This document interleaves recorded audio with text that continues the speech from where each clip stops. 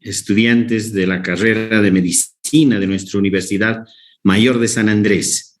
Son las 5 de la tarde y 1 minuto. Vamos a dar todavía como un par de minutos más para que puedan todavía ingresar en nuestra frecuencia las personas que están intentando hacerlo. Así que esperamos, por favor, un par de minutos más.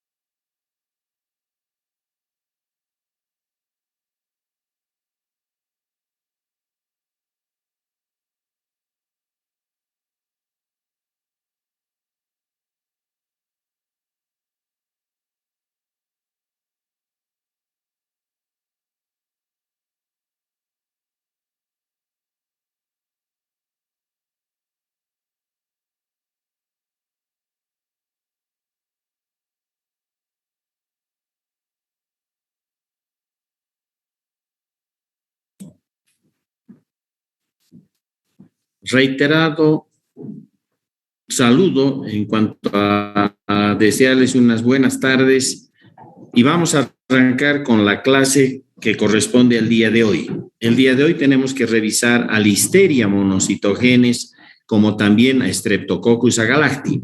Así que sin más preámbulo voy a empezar a compartir la pantalla.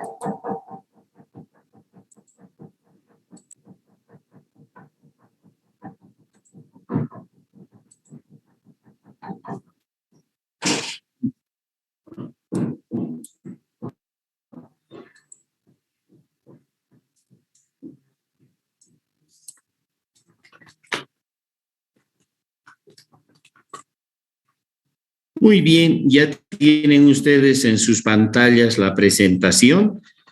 Y hemos dicho que en esta clase nos vamos a referir a Listeria monocytogenes y Streptococcus agalactiae como dos microorganismos que, si bien son gram positivos, responden de manera positiva a la tinción gram, es decir, se colorean con el colorante primario junto a lo que corresponde al mordiente. Sin embargo, estos dos microorganismos difieren morfológicamente, dado que Listeria monocytogenes es una bacteria que tiene forma bacilar, estamos hablando de un bacilo, en tanto que cuando nos referimos a Streptococcus agalactiae, estamos hablando de bacterias que tienen forma esférica, son cocos, y en este caso están agrupados en cadenas correspondiendo típicamente al patrón morfológico al que denominamos como Streptococcus. Continuamos. En primera instancia, nos vamos a referir específicamente a Listeria monocytogenes. Lo interesante de este microorganismo es que en realidad, cuando nosotros revisamos su imagen a la microscopía, y ustedes están viendo esto en la pantalla a propósito del cuadro que tienen en la parte derecha superior, están viendo que corresponden a bacilos gram positivos. Han visto en todo caso que evidentemente son cortos, son regulares. Lo interesante es que estas bacterias no tienen la capacidad de esporular, no tienen esporas, en otras palabras, ni tampoco tienen una morfología ramificada, como podemos observar en otro tipo de bacterias, el caso de Nocardia, ¿verdad? Inclusive con Actinomyces. En este caso no, son bacilos que tienen una individualidad morfológica bien conservada. Ahora sí, lo interesante además es de que suelen observarse en esa disposición individual o a veces en algunas circunstancias pueden llegar a formar cadenas, pero son bastante cortitas. Otro detalle que vale la pena revisar de esta bacteria es que en los cultivos, cuando estos ya se han envejecido, es decir, hemos pasado de 5, 6, 7 días, empiezan a degenerar su morfología. Ya no vemos esta imagen característica de bacilos gram positivos tal cual ustedes están apreciando, sino que en todo caso empiezan a formarse largos filamentos gram positivos que tienen también longitudes bastante grandes, de 6 a 20 micrómetros, y obviamente esto es completamente diferente a lo que usualmente nosotros podemos observar. Las imágenes clásicas en cuanto a microorganismos que están en toda su vitalidad, en realidad tienen 3, 4, 5 micrómetros de longitud por 0,2 a 0,4 micrómetros de diámetro. Otro detalle que vale la pena observar, y esto usualmente se convierte en pregunta de nuestros exámenes parciales, es si esta bacteria tiene o no tiene movilidad o motilidad. Y la respuesta es un sí rotundo. ¿Por qué?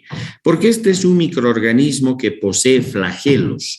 Normalmente puede presentar de 1 a 5 flagelos que además tienen una disposición peritríca, o sea, alrededor de todo el cuerpo de la bacteria, y evidentemente de esa forma aseguran la movilidad a temperaturas que usualmente fluctúan lo que deberíamos indicar como temperatura ambiente, pero que en realidad para nosotros desde el punto de vista del laboratorio estarían rondando alrededor de los 28 grados centígrados. Esta, vuelvo a repetir, es una característica tremendamente importante de Listeria, sobre todo cuando estamos revisando la especie monocytogenes. Las características coloniales de esta bacteria nos permiten apreciar que sus colonias, evidentemente, no son grandes, son pequeñas, pero además tardan en aparecer. No son colonias que a las 18, 20 horas van a aparecer tal cual las podríamos describir corrientemente. En estos casos no. Tardan usualmente 24, 30 y hasta 48 horas para poder aparecer, y esto significa obviamente que las deberemos incubar a 35 grados centígrados, y obviamente de esa manera recién vamos a poder observar que evidentemente aparecen estas colonias muy pequeñas de 1 a 2 milímetros en cuanto a su diámetro, y si es que utilizamos una lupa, detalle que vamos a utilizar ahora, con un ángulo que nos permita apreciarlas mejor, podríamos eventualmente llegar a ver una especie de iridiscencia algo verdosa, azul verdosa, en las colonias. En este caso estamos aumentando la imagen y ustedes están viendo que las colonias evidentemente son redondeadas, usualmente son convexas, tienen un aspecto húmedo, una consistencia cremosa, pero vean otro detalle, estamos trabajando sobre agar sangre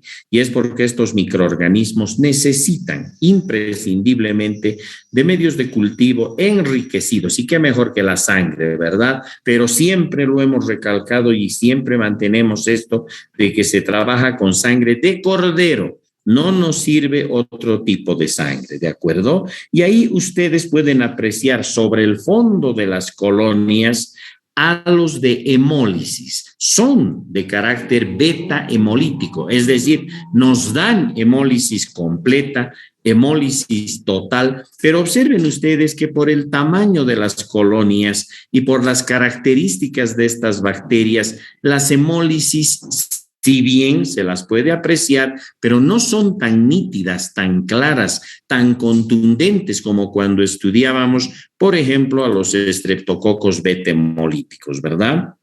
La temperatura, además, usualmente óptima para el desarrollo de estas bacterias, ha de fluctuar entre 30 y 37 grados, pero lo ideal, hemos dicho, en nuestras estufas de incubación serán de 35 grados centígrados. Hay otro detalle que también es importante apuntar. Esta es una bacteria que tiene la capacidad de adaptarse a temperaturas muy bajas. Tanto es así que si ustedes colocan un cultivo de este microorganismo, aún a la temperatura de 4 grados centígrados en una refrigeradora, pasados 5, 6, 7, 8 días, se puede observar que estos microorganismos pueden lograr desarrollar sin mayor inconveniente. Esto significa entonces de que esta ventaja de que estas bacterias prácticamente se comportan como verdaderas psicrófilas, ¿recuerdan?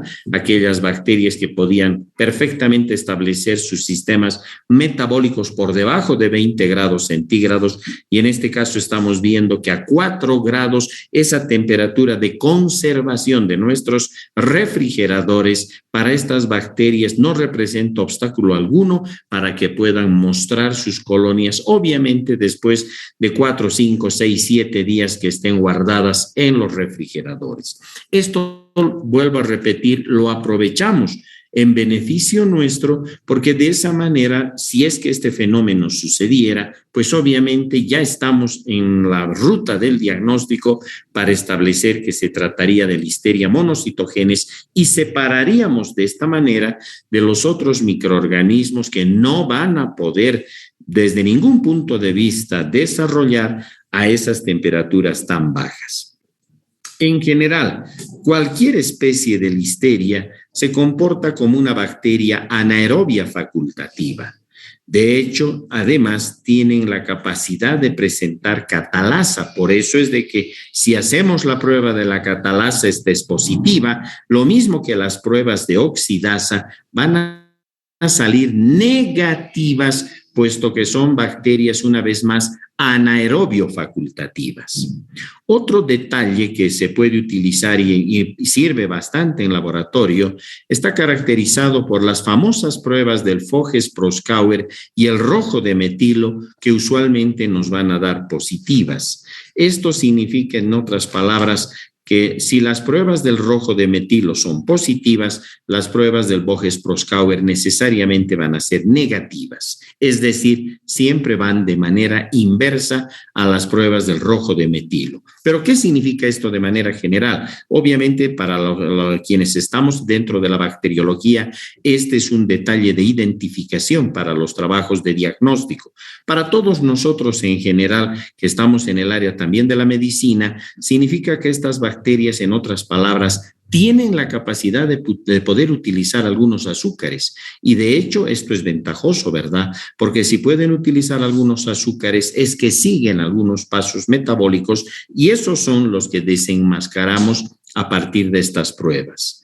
Pueden hacer o lograr otras habilidades dentro de lo que significa el manejo, dentro de lo que son los sistemas metabólicos, sí, hidrolizan la esculina. De hecho, pueden hacerlo, pero no tocan ni la urea ni la gelatina, ni tienen capacidad de producir indol, menos sulfuro de hidrógeno. En otras palabras, la esculina es la única que resulta positiva.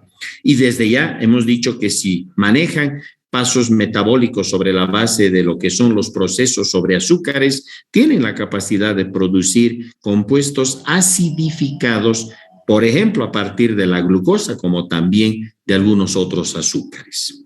Un otro detalle interesante, ya en la parte genética de la bacteria, es que los contenidos de guanina, citosina, esto a nivel del ácido desoxirribonucleico de sus genomas, es bastante bajo. Usualmente está entre el 36 y el 38%.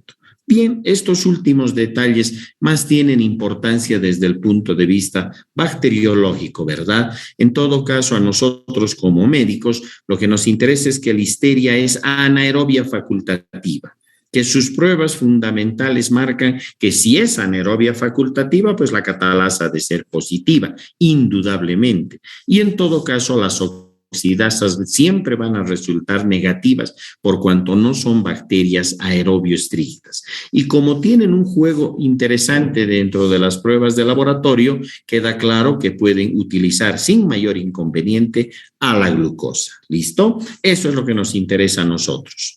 Por otra parte, las especies de Listeria están muy extendidas en el medio ambiente. De hecho, ese es su hábitat normal. Por eso es que se han logrado aislar a estas bacterias, por ejemplo, a nivel del suelo, la materia vegetal, usualmente en putrefacción, aguas residuales, comida que viene a partir de animales, pollo, generalmente el famoso pollo que viene listo para ser luego utilizado a nivel de lo que vienen a ser las rosticerías, etcétera, es decir, lo que conocemos como pollo fresco, también el pollo congelado, se convierte en una fuente fantástica para que Listeria pueda desarrollar allí. Lo mismo que alimentos frescos que eventualmente también pueden ser procesados, también productos lácteos, el caso del queso, las leches que no son procesadas, desechos a nivel de los mataderos, así como en el tracto digestivo de humanos y animales que pueden ser asintomáticos y sin embargo estar colonizados por Listeria. Ahora, si nos enfocamos en Listeria monocitogenes, que es una especie con la que van a tener ustedes como médicos que en el futuro lidiar, por cuanto van a ver que está muy comprometida con algunos procesos patológicos, sobre todo cuando estamos hablando de especialidades como la pediatría, como también la ginecobstetricia y, cómo no, la medicina interna y la infectología, ¿de acuerdo? En otras palabras, ahora si nos enfocamos en la especie monocitogenes, definitivamente. La evidencia ha mostrado de que este microorganismo se puede aislar de variadas especies de mamíferos, aves, peces, crustáceos e inclusive de insectos. Una vez más, su principal hábitat es el suelo, como también material vegetal en descomposición y de hecho, gracias a estas posibilidades, estos microorganismos contaminan fácilmente los alimentos en distintos pasos de la producción alimentaria. Obviamente, esta es la vía más frecuente por la que el ser humano va a adquirir la infección. Y esto tiene radical importancia desde el punto de vista epidemiológico, ¿verdad? Las listeriosis, que en realidad así denominamos a todo el conjunto de enfermedades que pueden ser desencadenadas por la especie monocitogenes, pueden presentarse esporádicamente o a veces en brotes epidémicos. De hecho, normalmente son los alimentos contaminados por estas bacterias los principales vehículos de transmisión de Listeria monocitogenes. Y hay que prestarle atención a la leche, al queso, a los vegetales frescos que usualmente están muy cargados, tienen cargas altas de Listeria monocitogenes, al pollo, las setas e incluso pavos que normalmente pueden estar muy colonizados por especies de Listeria. Desde ya, esto lógicamente nos está mostrando que la vía más fácil de paso ha de ser a través de los alimentos. Las incidencias anuales por 100,000 habitantes pueden variar entre 0,3 al 0,8 e incluso llegan a alcanzar hasta un 5% durante algunos brotes epidémicos. Si nosotros revisamos ahora la patogenia de esta bacteria, nos encontramos con un detalle también bonito. Fíjense que Listeria monocitogenes tiene la capacidad de poder expresar una toxina que es citolítica y hemolítica fundamentalmente. Esta la llamamos la listeriolicina O. Simplemente también a veces se la conoce como listeriolicina. Esta, en todo caso, toxina actúa como su más importante factor de virulencia. La virulencia que tiene esta bacteria se explica precisamente por su capacidad para poder fabricar, para poder expresar esta listeriolicina. Es una proteína de 52 kilodaltons, se secreta usualmente a pHs bastante bajos, cabe decir acidificados, y además donde haya una baja concentración de hierro. Normalmente estas condiciones se hallan al interior de los fagolisosomas. ¿Recuerdan a los fagolisosomas? Cuando una bacteria es fagocitada, ingresa dentro de una vacuola fagocítica y luego se tiene que unir el componente lisosomal para poder ensamblar lo que llamamos la vacuola fagolisosomal, ¿verdad? Lo interesante de estas bacterias es de que una vez de que es fagocitado o fagocitada, recién empieza a fabricar la listeriolicina. Y esta listeriolicina se fija al colesterol de esas membranas y rompe las membranas precisamente de estos fagolisosomas.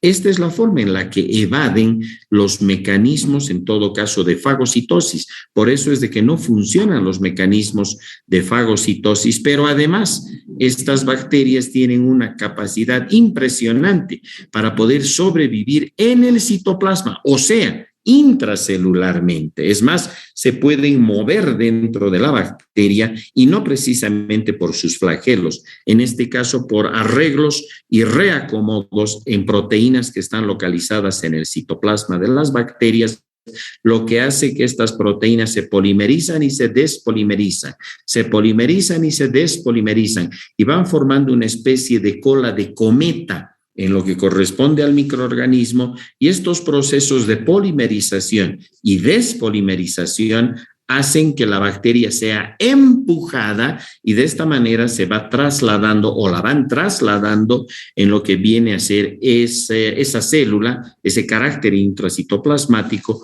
lo que obviamente no solo le permite mantenerse a salvo dentro de las células, sino que puede llegar hasta la superficie con su listeriolicina. Una vez más, esta se fija al colesterol, esta vez ya de las membranas celulares de nuestras células, van a destruir las membranas, van a provocar fenómenos a través de los cuales se organizan poros y una vez más estas bacterias abandonan estas células y tienen la capacidad de poder ser incorporadas en otras células, siempre aprovechando el proceso de la fagocitosis.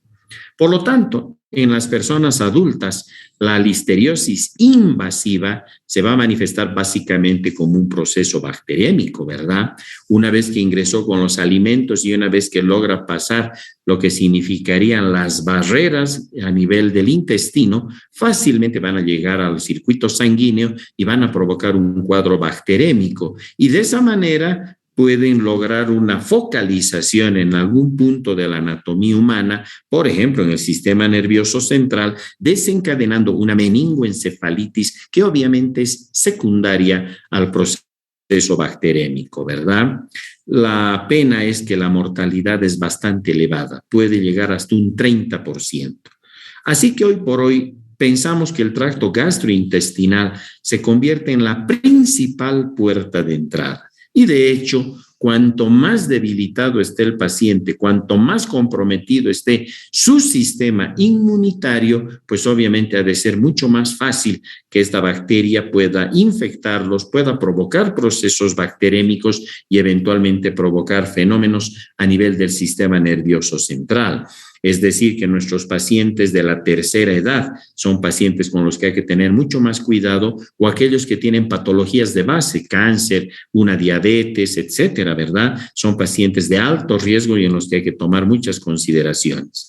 Por eso es de que además tenemos que pensar en que es otra posible complicación y se presenta clínicamente en pacientes en los cuales, por ejemplo, hay un síndrome de inmunodeficiencia adquirido, porque de hecho también es uno de los microorganismos indicadores para plantear la posibilidad de un síndrome de inmunodeficiencia adquirido.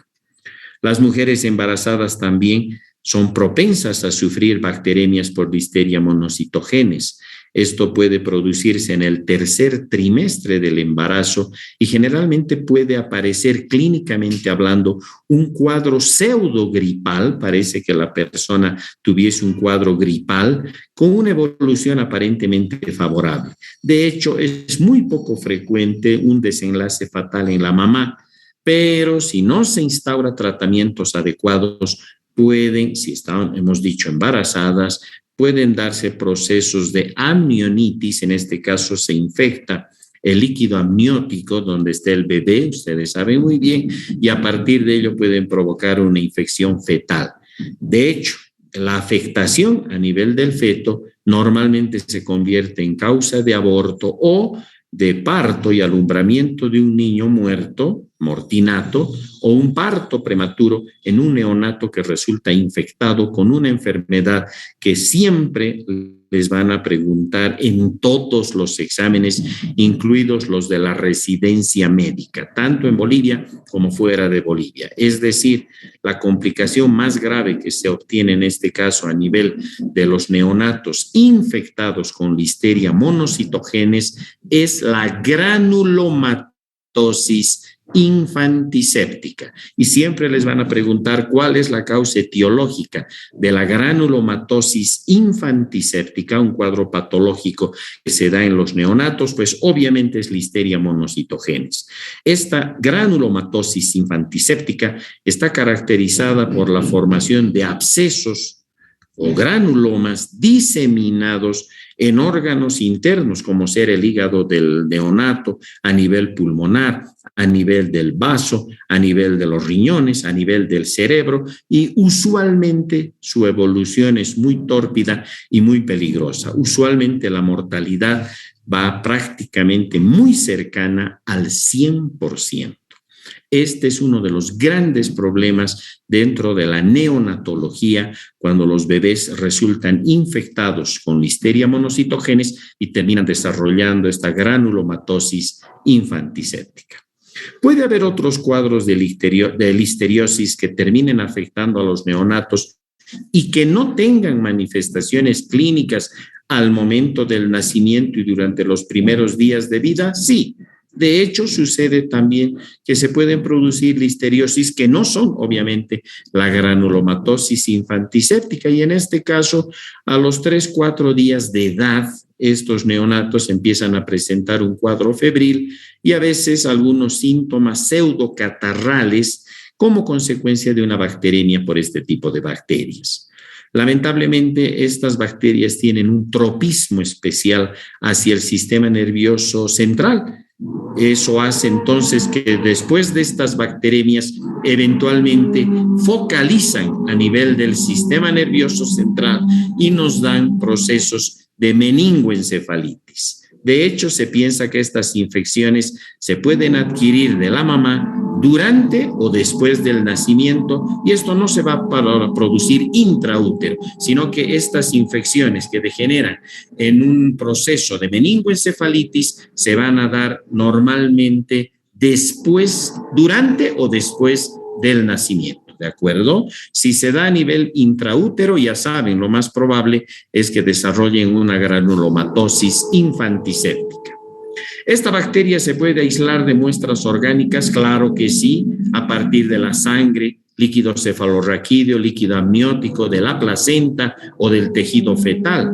Y estas muestras tienen que llevarse muy rápidamente al laboratorio y ser procesadas, y si es que las vamos a conservar, dado de que estamos sospechando de listeria, las podemos refrigerar a 4 grados centígrados, pero no más de 48 horas.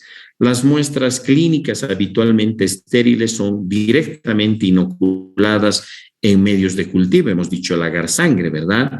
Y obviamente las muestras de sangre las podemos llevar al sistema de los hemocultivos, que además se convierte en una de nuestras prácticas dentro de muy pocas semanas. Las muestras de materia fecal pueden ser también inoculadas en medios de enriquecimiento selectivo para buscar precisamente en las heces la presencia de listeria. Hemos dicho que la ruta de contaminación más fácil, más directa, excepto la que viene a nivel placentario, en este caso es por la vía oral, ¿verdad? Con los alimentos. Por lo tanto, ¿cómo no vamos a buscar desde portadores hasta personas infectadas con lo que signifique listeria monocitogenes en la materia fecal? ¿De acuerdo? Las muestras que no son estériles, mejor aún si las guardamos a 4 grados centígrados, porque obviamente de esa manera nos libramos de las otras bacterias.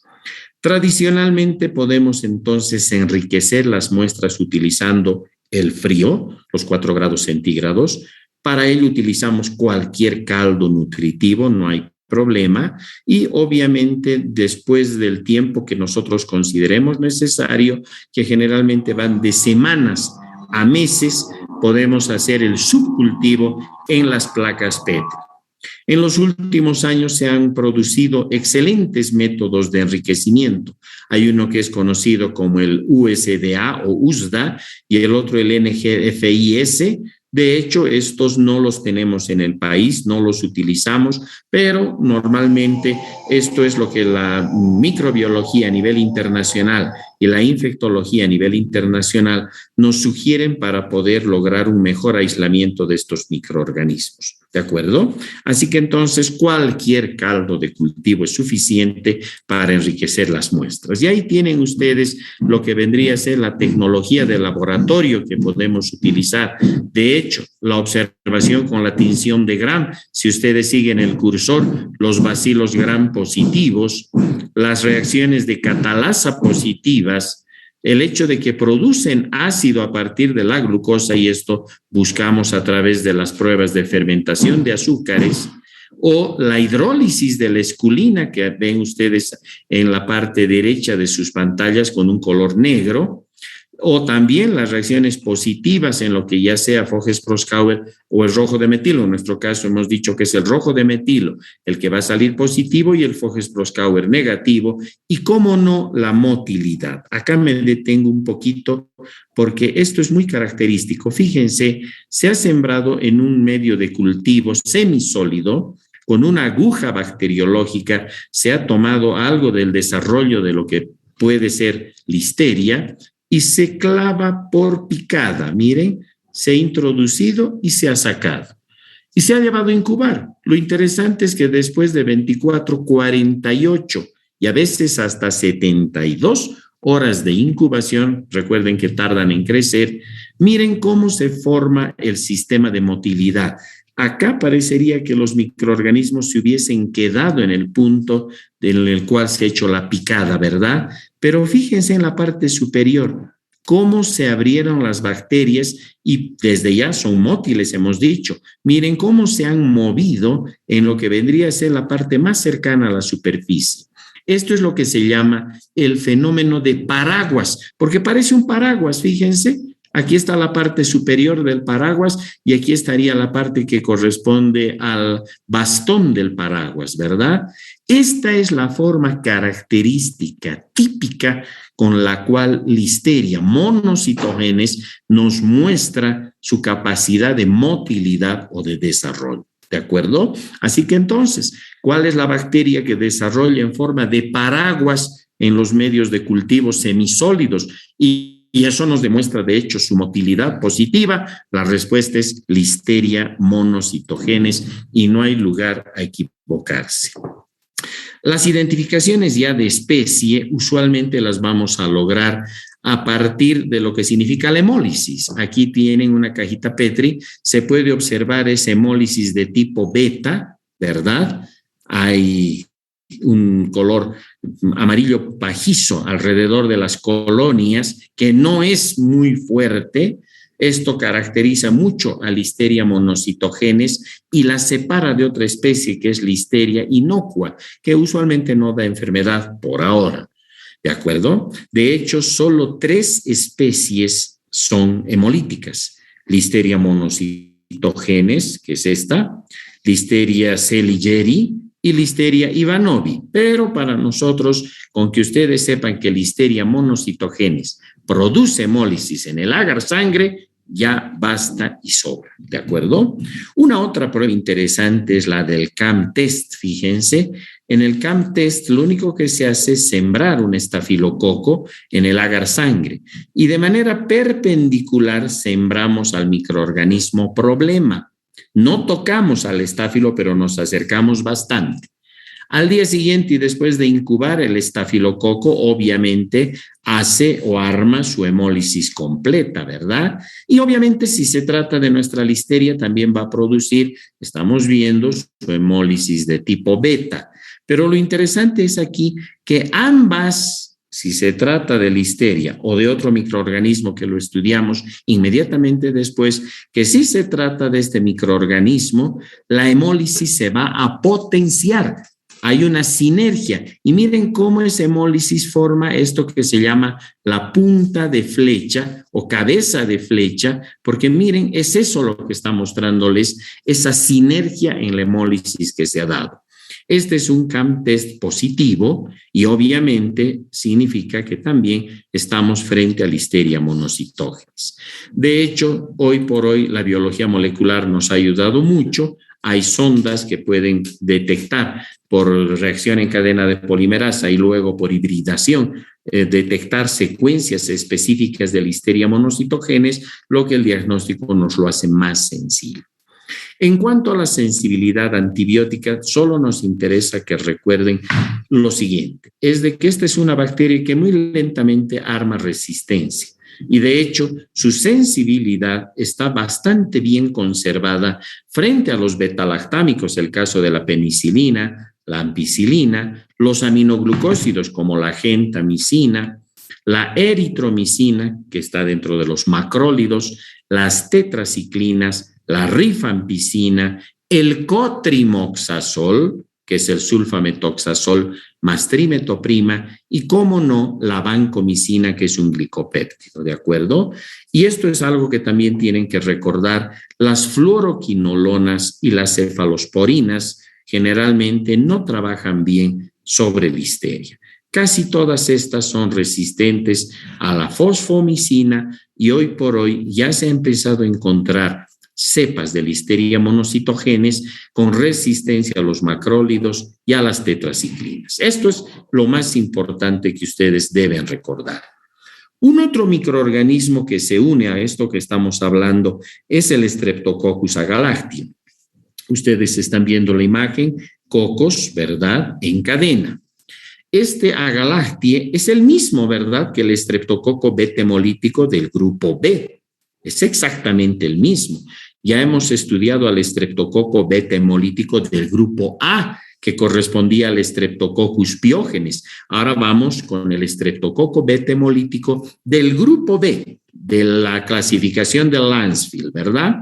Para no dar el nombre tan largo, solamente les llamamos EGB, que significa estreptococo del grupo B. Obviamente son cocos gram positivos, catalasa y oxidasa negativa, son bacterias anaerobio facultativas. De hecho, nuestro estreptococo del grupo B tiene el polisacárido que caracteriza a su carbohidrato C, ¿verdad?, que es parte de la pared y que está catalogado en la clasificación de Lancefield como el grupo B de los estreptococos, ¿de acuerdo? Esto es bien característico en lo que corresponde a este tipo de bacterias. Crecen en medios de cultivo simples, mejor, y cuanto más les demos enriquecimiento como ser la sangre, pues han de lograr mejores colonias en cuanto a su observación final, y usualmente a las 18, 24 horas ya tenemos las colonias que tienen algunos milímetros en cuanto a diámetro, 2, 3, 4 milímetros, son colonias lisas, redondas, y lo clásico, ¿verdad? Vean ustedes, aquí están las colonias alrededor los halos de beta hemólisis. Hoy por hoy existen medios de cultivo selectivos, sí, hay una serie de medios selectivos que permiten que logre desarrollar solo el estreptococo del grupo B. Y estos usualmente vienen además con sustancias inhibidoras, como ser antibióticos, el caso de la gentamicina, que no toca los estreptococos, el ácido nalidíxico, que tampoco toca los estreptococos, u otro tipo de antibióticos como la colistina o colorantes como el cristal violeta, ¿de acuerdo? EGB o estreptococo del grupo B forma parte de la microbiota normal del tracto gastrointestinal y desde allí, en las damas, tiene la capacidad de colonizar el canal vaginal y a veces el tracto urinario.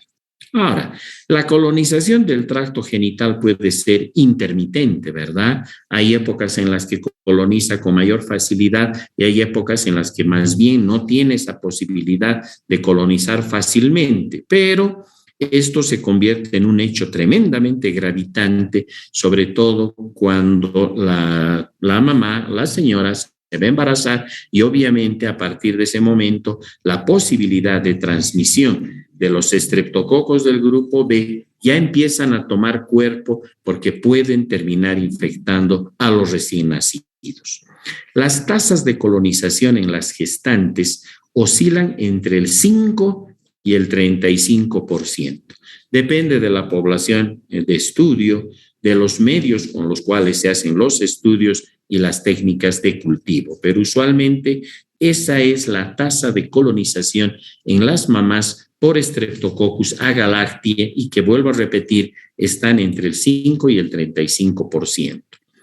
La colonización por estas bacterias en los recién nacidos se produce usualmente durante el parto, el momento que el bebé está pasando por el canal del parto, y desde ya esto va a suceder a partir de un tracto genital materno que está colonizado con esta bacteria, ¿verdad?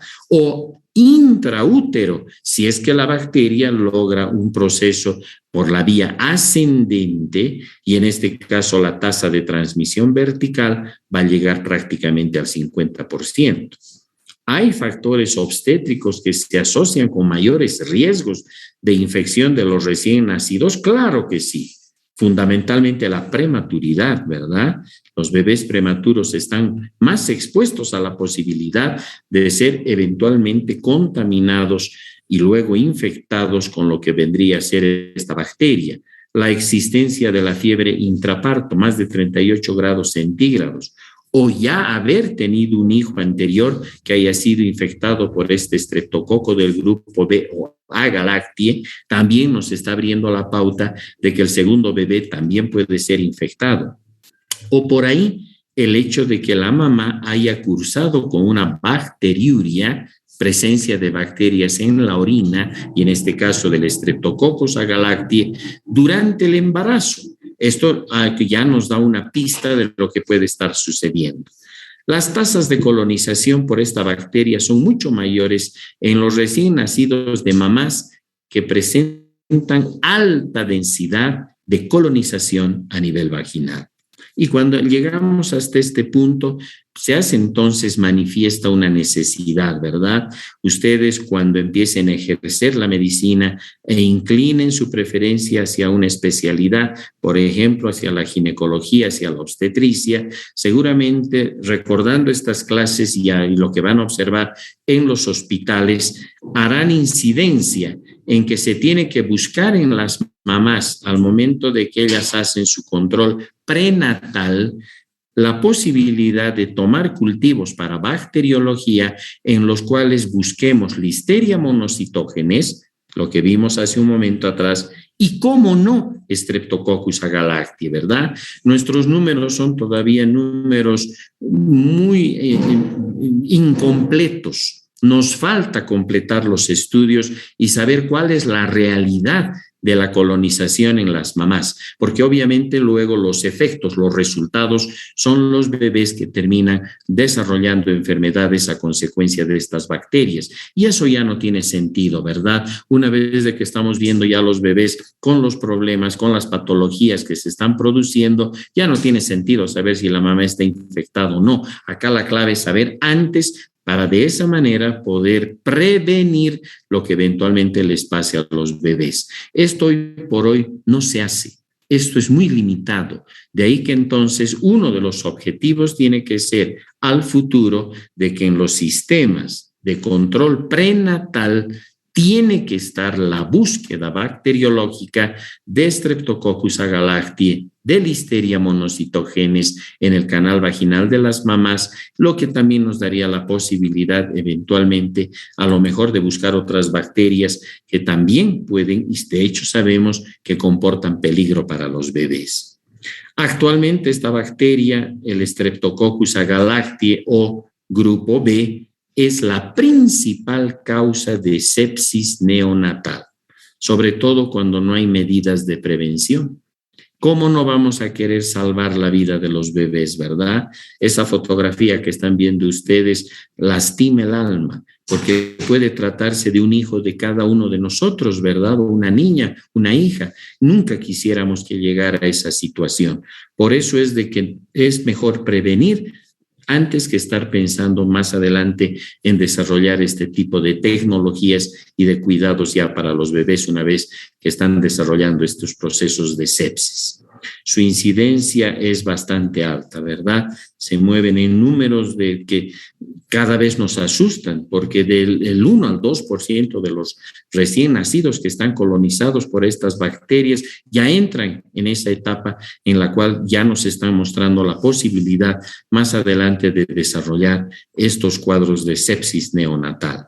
De hecho, las infecciones suelen manifestarse en las primeras horas de vida y usualmente lo hacen bajo formas clínicas de neumonía, sepsis o meningitis.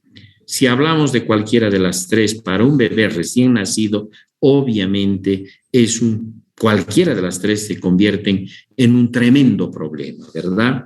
La mortalidad está más o menos alrededor del 10%, lo que equivale a 0.2 a 0.5 casos por 1,000 nacidos vivos.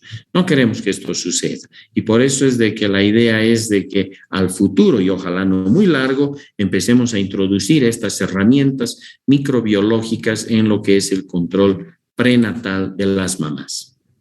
Pero no queda ahí, porque esta bacteria, el Streptococcus agalactiae o grupo B, es también una causa importante de infecciones en las mamás.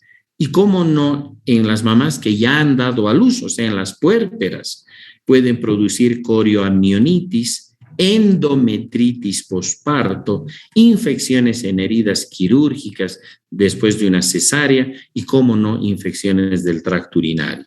De hecho, las bacteriurias, presencia de bacterias en la orina por el estreptococo del grupo B durante el embarazo, se asocia con un mayor riesgo de parto a pretérmino y con la rotura o ruptura prematura de membranas, probablemente como un reflejo de un mayor inóculo o de densidad bacteriana a nivel vaginal. Nuestro diagnóstico microbiológico en realidad requiere la demostración de la presencia del microorganismo en la sangre o en el líquido cefalorraquídeo o probablemente en otras muestras que sean significativas a través de lo que es el cultivo, ¿verdad? Las muestras de sangre se pueden sembrar en cualquiera de los sistemas de hemocultivos convencionales Y en los recién nacidos, el aislamiento de estas bacterias se pueden dar a partir de las mucosas de los bebés, los aspirados gástricos, la orina, superficies cutáneas. De hecho, por sí solo este hallazgo no tiene un significado diagnóstico, porque a veces no permitiría distinguir entre si está colonizado y a lo mejor si se está produciendo la infección. Tendríamos que siempre combinar con lo que esté pasando con la mamá y además, obviamente, con el estudio clínico que para ello ustedes se están preparando. Ahora, ya desde el punto de vista del laboratorio de bacteriología, las pruebas son sencillas. El CAM-test, igualito que para Listeria monocytogenes, en la misma prueba, solo que en este caso, vean, aquí está el estafilococo que se ha sembrado y acá perpendicularmente colocamos a las bacterias problema, que en este caso correspondería a Streptococcus, ¿verdad? Y si hay una sinergia, fíjense, otra vez formando la punta de flecha, y si se trata de cocos en cadena, o sea, Streptococcus, pues obviamente se trata de Streptococcus agalacti. Con la anterior eran bacilos gram positivos, que con el CAM-test significaba Listeria monocytogenes. Acá son cocos gram positivos en cadena, ¿cierto? Que cuando hacen el CAM-test y sale positivo, la punta de flecha o cabeza de flecha, entonces se trata de Streptococcus agalacti. La otra es la hidrólisis del hipurato, la están viendo aquí abajo, esa coloración azul intensa que está dada por la hidrólisis a partir del hipurato por una enzima, la hipuricasa que tienen estas bacterias, y finalmente el hecho de que presentan en las cajas Petri resistencia a dos drogas, a la bacitracina y al cotrimoxazol. Si demuestran resistencia a las dos, la posibilidad de que sea Streptococcus agalacti es altísima. De hecho, han visto el diagnóstico es muy sencillo, con dos pruebas, CAM-test, ya estaríamos en agalacti. La confirmamos con la hidrólisis del hipurato, ¿de acuerdo? Por otra parte, hay medios de cultivo especiales que se han venido desarrollando y ya se están utilizando también en Bolivia. Uno de ellos es el medio de Granada, que es el que están viendo ustedes aquí arriba. Ahí las colonias del Streptococcus grupo B o agalactiae tienen esa coloración típica, vean ustedes esa coloración característica, es decir, de una tonalidad anaranjada. Vemos estas colonias en el medio de Granada y decimos inmediatamente que esto se trata de Streptococcus agalactiae, puesto que son los únicos que pueden organizar esa coloración en sus colonias en este medio de cultivo. Repito, el medio de Granada. Finalmente, la identificación total requiere la demostración de antígeno específico de grupo, buscar el carbohidrato C, ¿verdad? Y de esa manera podemos hacer pruebas de aglutinación a partir de lo que son las partículas de látex, que ya esto se hace en laboratorios que tienen un poco más de complejidad para desenmascarar a ese carbohidrato C que está en la pared, que generalmente corresponde a rhamnosa glucosamina y que caracteriza a las paredes de los Streptococcus agalactiae o beta-hemolíticos del grupo B. Para el tratamiento, la penicilina G sigue siendo el antibiótico de elección para el tratamiento que se pueda dar contra las infecciones que provoca este microorganismo. Lo interesante es que todavía en el mundo, hasta el día de hoy, no se ha encontrado todavía una cepa de Streptococcus agalactiae que tenga resistencia a la penicilina G. Esto es una maravilla porque entonces a ciegas podemos nosotros pensar en utilizar la penicilina si es que se trata de una infección causada por esta bacteria, puesto que sabemos que todavía no se ha desarrollado resistencia frente a esta droga. De hecho, usualmente se puede combinar drogas, por ejemplo, penicilina más un aminoglucósido, generalmente la gentamicina. La asociación de estas dos drogas da una sinergia de potenciación que en este caso también es bastante buena. Es decir, penicilina más gentamicina y el tratamiento todavía ha de ser muchísimo mejor llevado. Ahora bien, algunos estudios están poniendo de manifiesto un aumento de la resistencia por parte del Streptococcus agalactiae a dos drogas, a la eritromicina y a la clindamicina. Se ha visto de que para la eritromicina las resistencias están alrededor del 16% y para la clindamicina alrededor del 15%. Esto se debe a un mecanismo que hemos estudiado ya, ¿verdad? El famoso mecanismo MLSB, donde caían los macrólidos, las lincosamidas, donde está la clindamicina, y también las estreptograminas del grupo B. ¿Recuerdan? Por acción de metilasas a nivel del RNA ribosomal 23S, en la subunidad 50S del ribosoma bacteriano. Esto lo hemos estudiado en los mecanismos de resistencia. Así que entonces, a la hora de hablar de profilaxis, en todo caso, y cuando hay alergias frente a la penicilina, porque puede haber tanto bebés como mamás que pueden ser alérgicas a la penicilina, pues obviamente nos obligan a pensar en una otra droga que en este caso es la eritromicina, y en esto hay que valorar con cuidado si hay o no hay todavía resistencia frente a estos o a este antimicrobiano en particular.